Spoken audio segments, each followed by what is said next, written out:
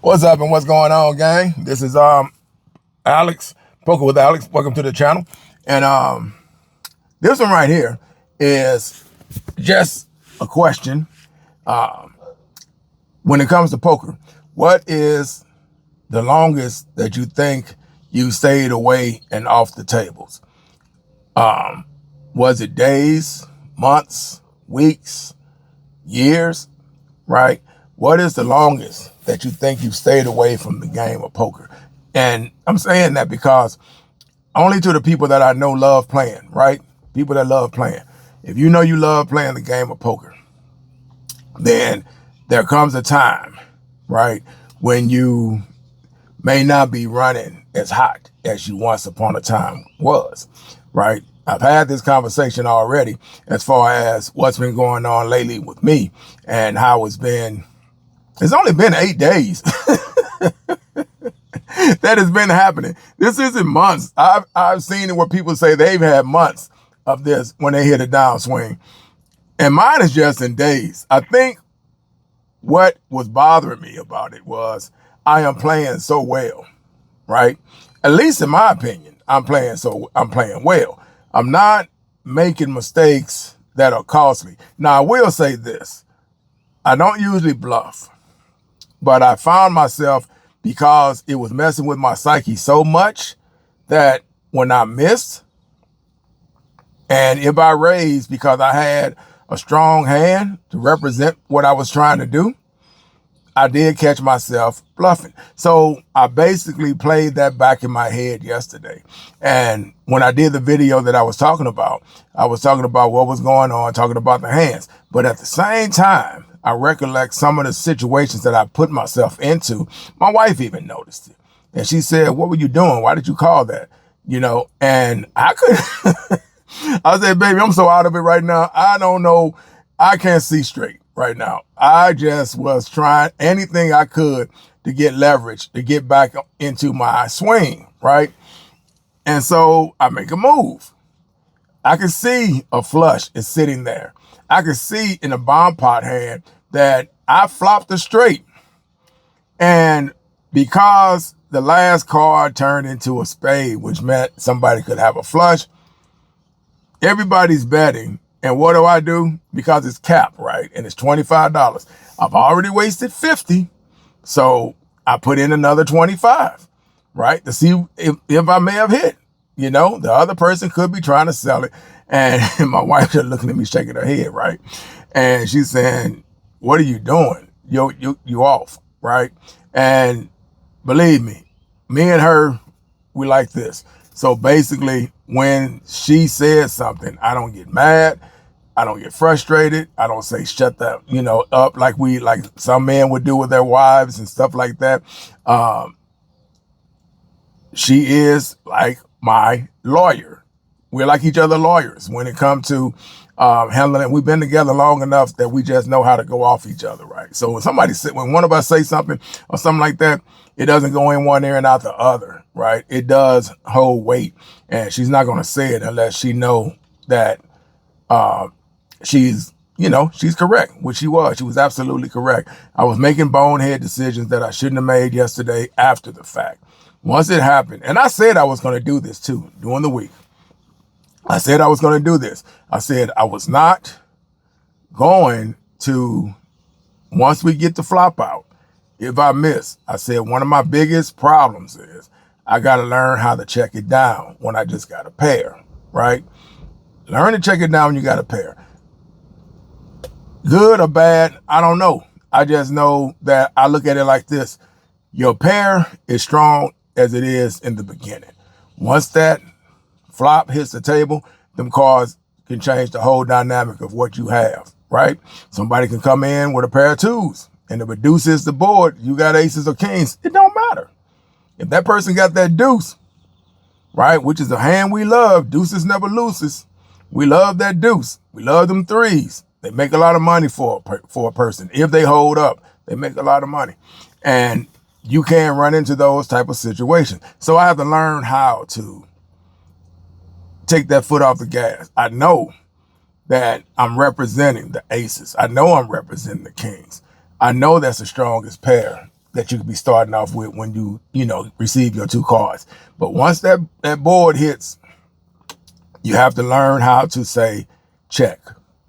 And if a person bets, depending on how much they bet, that will make your decision a lot easier, right? When it comes to, do I need to fold this? Because there's nothing. Some people say, if I got pocket aces, I'm going all the way with them. Well, that's great. Do you, right? I try not to voice my opinion on it, but sometimes I just can't help it, because when people say something at the table, I swear to God, they can rub me the wrong way with some of their logic, right? And I probably rub them the wrong way with my logic, right? Because I'll tell them in a heartbeat, I folded aces before. And they say, what? And I say, yes, I folded aces before. I folded aces before and this is crazy, but I did it. 10-handed game, everybody went all in just to be doing it, right? I folded my aces because I wasn't there to play games. I was there to play against opponents, right? And that's how I looked at it.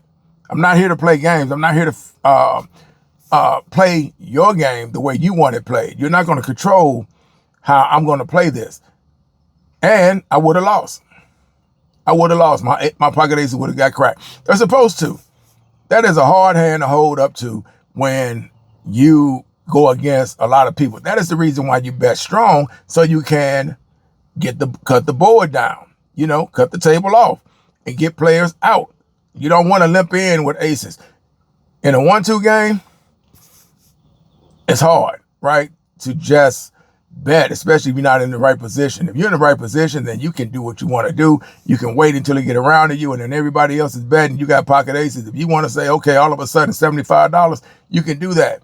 But if you got them, then I always try to go at least, I go 20 with my aces. I do. I go 20 with my aces, depending on when I'm betting with them, right? Depending on where I'm at. I think people that play this game, they'll know what I'm talking about. But still, going back to the main subject of this, how long have you taken yourself off the tables and just stayed away from poker? Put your mind somewhere else. Take up some other things of interest. Catch up on some things that you may need to do around your house, right? Tell the missus, you know what, this weekend, let's just ride out somewhere and go check out something, right? And then stay away from poker altogether, right? Or just take yourself, right? Because right now, my wife is doing great compared to what I'm doing. She's on a roll right now. I'm witnessing her pull it off. I'm witnessing her staying focused and getting her hands across and winning, and she's making good moves, right? So is doing what I once upon a time was doing myself, where she was on a downswing and she took herself off the tables. She is a lot easier than me to do it than I will. I always look at it like I'm upset because the person that beat me, right? I can't stand a poker player that just calls with anything, right? I told you the story of somebody that stayed in with a pair of sevens. And of course, I tried to bluff it off like I had the king. He still stayed in with that pair of sevens. And I mean, we got some money in. We got some money in. And he made that call all the way down. He checked, he wrote it. He didn't have no flush draw, no straight draw, no nothing. He just, for some reason, stayed in. And he does that. He's one of them players where a lot of players, you know, we always wait till they leave the room. Then they sit there and say, I can't stand that. You know, if I ever get a chance to break him off, I'm going to be so happy. I say, he gets so lucky. That guy does nothing but just, he calls with the craziest hands. The board can be reading whatever it is, and he will just stay in there all the way down, no matter what. Now, we see him leave more broke than with money, right? I've been playing with him for years, and I see him leave more without than with, right? I never see him where he got weeks and weeks and weeks of good day because of the way he plays. It's not in the science. But again, the longest I've stayed away since we have poker rooms now. One time I stayed away so long, and I stayed away because the owner did something and it rubbed me the wrong way, and I just never went back for the longest time. I just never went back, right? And we're talking about almost shoot, close to a year, right? I was not playing there. I was traveling to play. And when I was traveling to play, that wasn't on a regular, because anywhere I chose to go play, we talking about anywhere 3 to 6 hours in driving. So those don't come on a regular basis where you just hop in your vehicle and say, I'm out, right? But I wasn't playing there.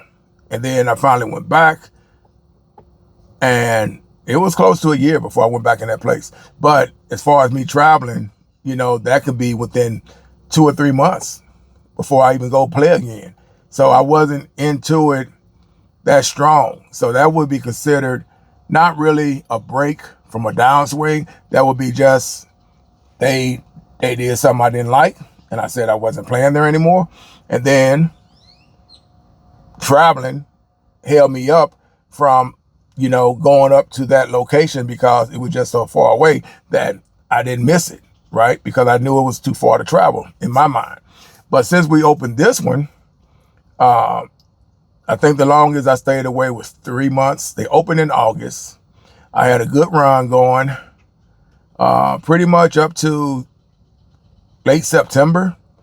And I ran into a player that called my aces with a 5-9, and the flop comes out. He only has a 5. I go all in. He's thinking about it. And then he just says, F it, let's gamble. And he called the all in.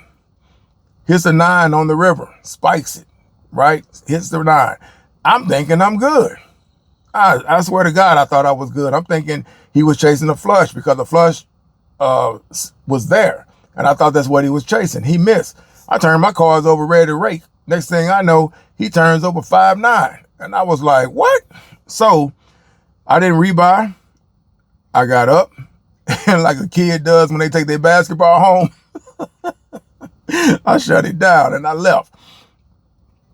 Never thought about going back up in there for that situation, because I hate when I get beat by moves, and it's your money, you do whatever you want. But like I said, it's not about the money a lot. It's more about the challenge of the opponent that you're facing, right? The money is the reward. The money is the reward. When you don't need it, right? I'm not going to say we don't need money, because we all need money. But I'm saying on a level where you're saying, I don't need it on that type of grade. You know what I'm saying? It's a whole different flow, right? It just means that I'm here to play. I'm here to be recognized as a good player, right? Respected when I get on the table, right? People going to want to share knowledge with me. They're not going to look at me and just look at me as that guy that's crazy, that's wild when he comes to the table, right? Doesn't have a clue on what he's doing, but he gets there, right? Because we got players like that. We have players like that. They get on the table, and it's not like they don't have a clue. It's like the cards speak for themselves, and that's what they believe. So it's hard to understand what's up here with them, right? Because they probably just play poker. They probably don't look at videos. They probably don't look at books. They probably don't Google anything. They probably don't question a situation. They probably don't talk to somebody to mentor them as far as trying to understand a situation. You know what I'm saying? Like we break down something, and then you're talking to somebody that can calculate exactly what you're saying and understand, and then give you his or her take on that situation, right? So I'm talking about when I'm playing, I actually share knowledge with other players to try to pick their brain about a situation, because I love playing, right? So I look at the science of it, right? I try to make sure I understand the positions on the table: hijack, low jack, cutoff, big and small blind, under the gun 1, under the gun 2, things like that. So I try to understand those things, right? Because a lot of that stuff I never heard, because nobody says it.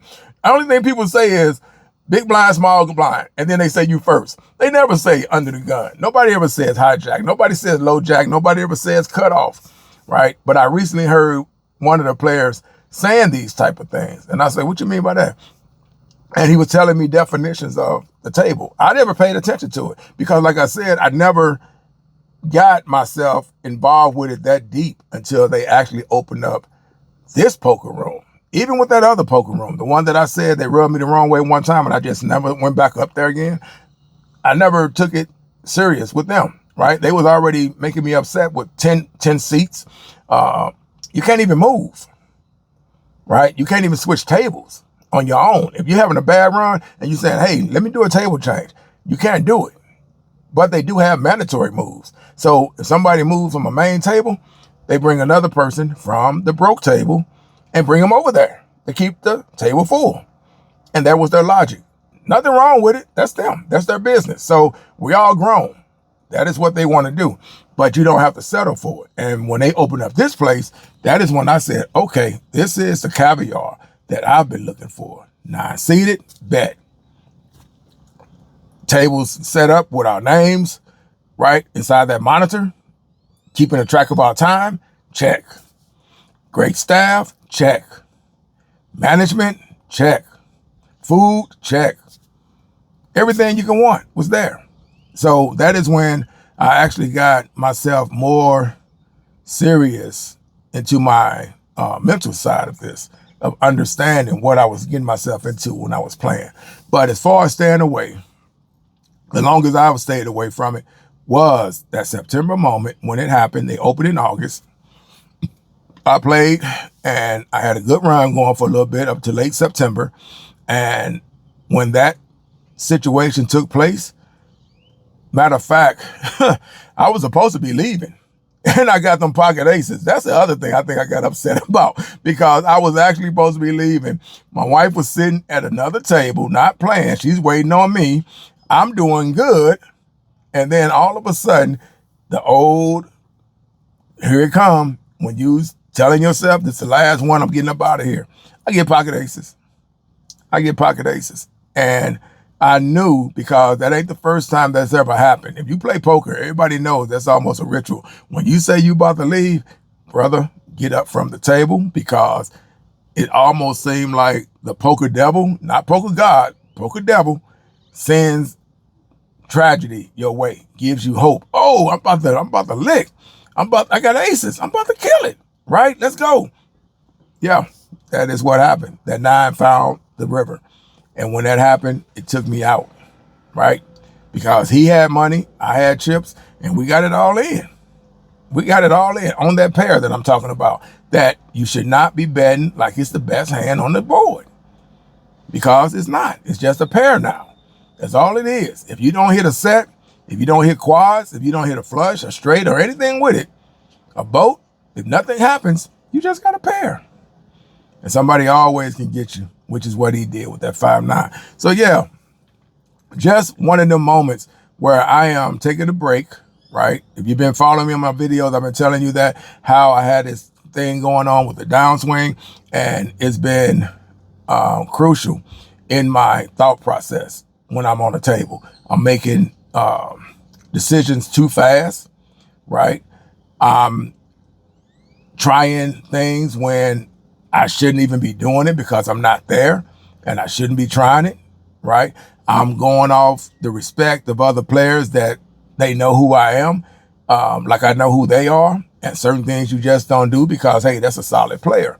Same respect I give to them. That's a solid player. If he bets, he or she bets, you best believe they got something. They rarely bluff. And if they do, you won't know it. But you do know a lot of times when they turn over their hands, because if you play around them enough, you do understand and you get a feeling and a read of who they are. And when they turn their hands over, you say, oh yeah, every time he does that or she does that, they got something. I've seen it. I've never seen them ever turn over a bluff. I've never seen them lose because they tried to bet somebody off. When they bet, 9 times out of 10, they did it because they got something, and you're there to witness it. Especially when you play a lot with the same crew, you witness it, and you say, you can mark players that you know are not about that life. They really play serious poker, and they're there to play. And if somebody's playing around and they're just doing this, raise, they get up from the table and they leave. They say, cash me out. That is how you know who the real ones are, because they're not there to gamble and play your game. They're not going to do that. They're not going to let you take away their money while they're sitting there, right? They may have a hand that's good enough to call the blind. But if you got a player that's sitting there saying 20, 30, and there's really nothing in the pot, but they're just nickel and diming you, right? That money adds up. And players recognize that. And they'll say it. Old heads, they'll say it in a heartbeat. Cash me out. Cash me out. And they get up from the table and they walk away. So, yeah, I've witnessed these guys doing that. But, yeah, this is, like I said, how long has it been that you decide, especially if it's in your backyard? If you're traveling, I think that's a whole different mindset because you're not going to miss what you're not around. But let's say you somewhere where you have access to this every day, 24/7, just about, right? Depending on what the crowd is like. If it's 24/7, if a poker room has people sitting at them tables, they never close. But if people break down and break the tables by 2 o'clock, 3 o'clock, yeah, they will shut it down, lock the doors, cut off the lights, and that's it. They're done for the night. And then they'll open back up their regular time, right? But if you're around it constantly, then what is the longest if you feel that, all of a sudden things not going the way I want it to go? So I'm going to take a break. I'm going to take myself off the tables. I'm going to clear my mind. I'm going to hit the reset. And I don't know when it's going to be I go back. But I know it can't be today because for the last 7 or 8 days, I've been getting hammered. And it's been the same way every time. Going in, playing my best hands, not hitting, trying strategies to compensate for what the move I made. You get what I'm saying? Like if I got ace king and all of a sudden it's ace king suited and instead of diamonds, it goes all clubs. Tell me how many times you've seen that happen. You got the ace king and instead of it going diamonds, it goes all clubs. Not just one club and then whatever. No, all clubs, all hearts, all spades, whatever, man. It just goes whatever it's going to do. And it's always that smooth 3 that happens. And you may even get your ace or you may even get your king in that flop.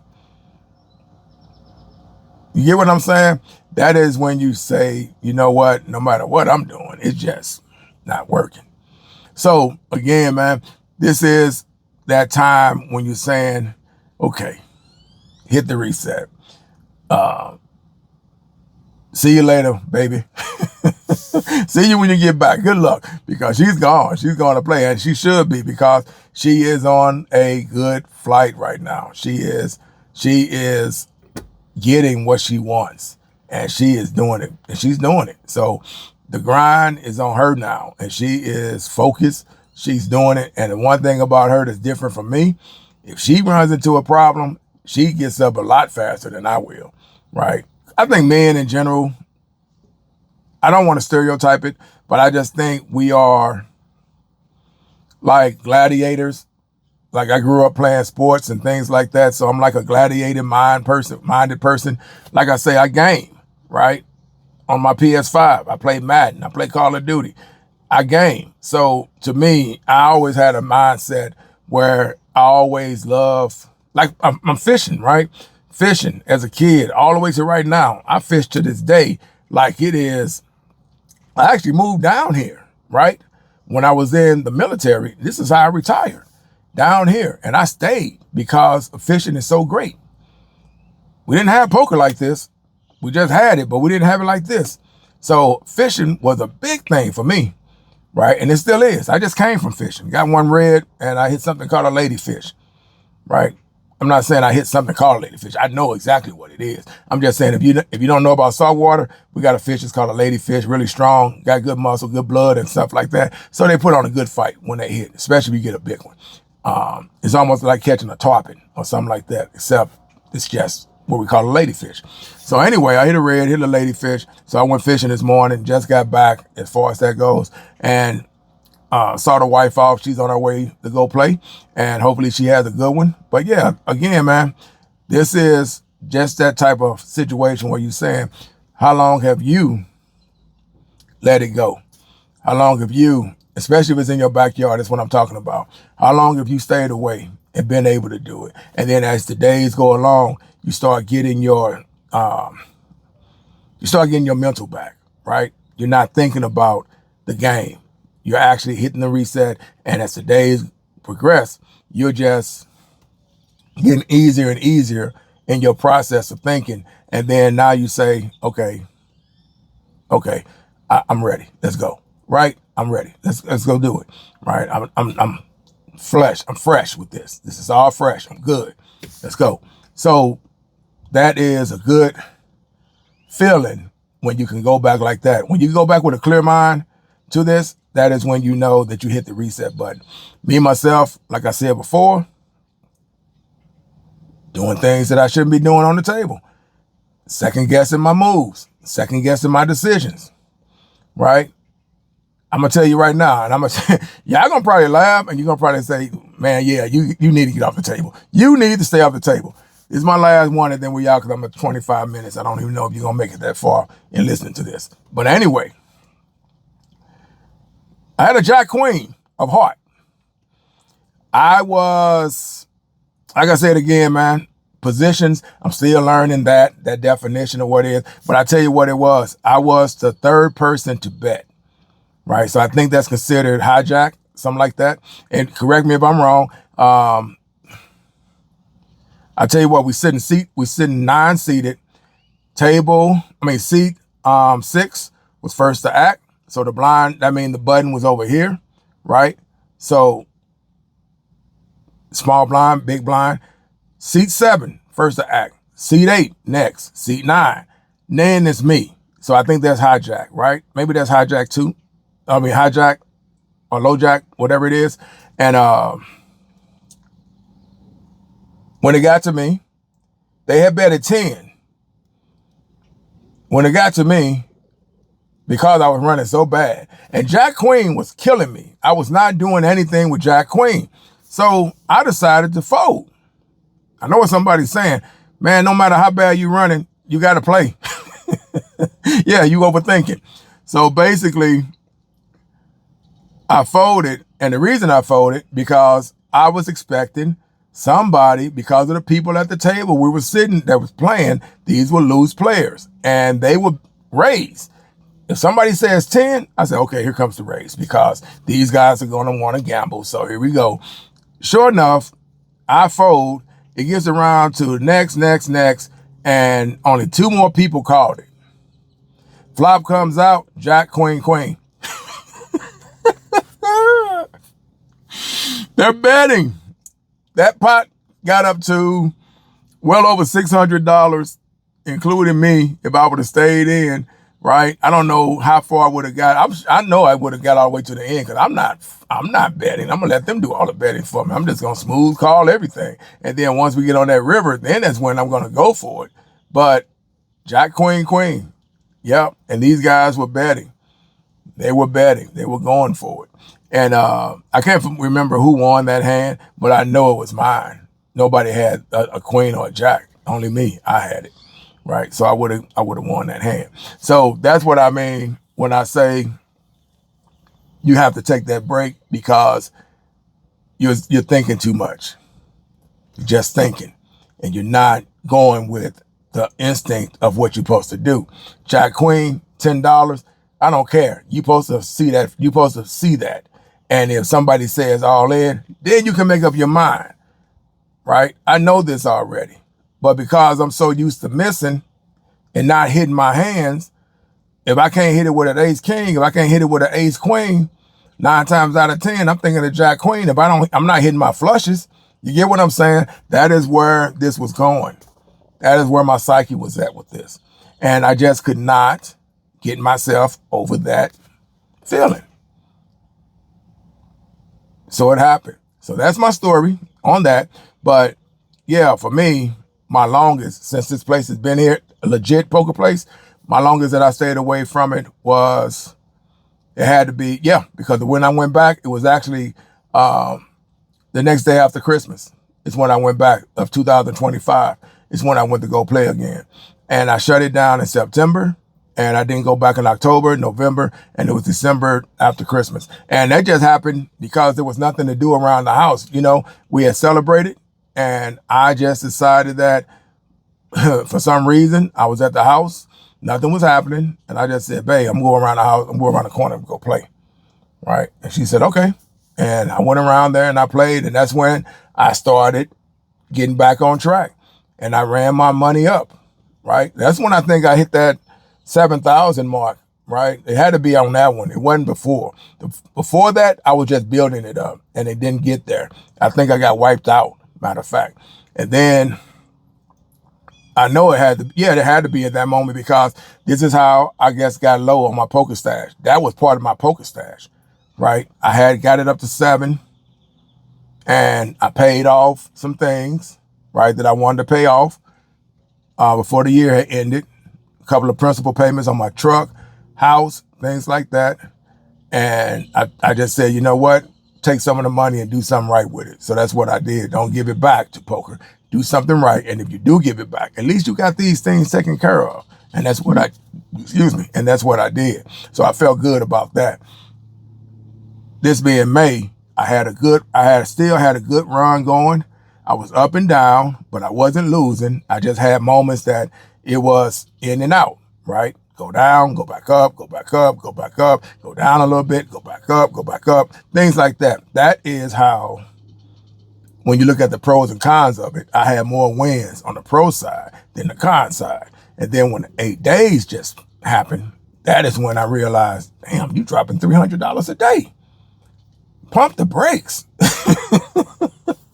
In a 1-2 game, you are losing, right? Bomb pots are killing you. You're trying everything you can, and no matter what, your hands are not holding up. Time to push back, baby. Time to take a break. And that is what I did. So anyway, that question, like I said, what is the longest that you have taken yourself away from the game? And I'm talking about mainly players that have this access to a poker room daily. Daily. Meaning you can go any time of the day, of the week, of the month, of the year, because it's right there in your backyard. You can drive to it, go back home and eat. No big deal, because this is in your backyard. You get what I'm saying? So what's the longest that you've ever taken off from playing poker? With that said, I'm out, y'all. Be safe out there. Peace.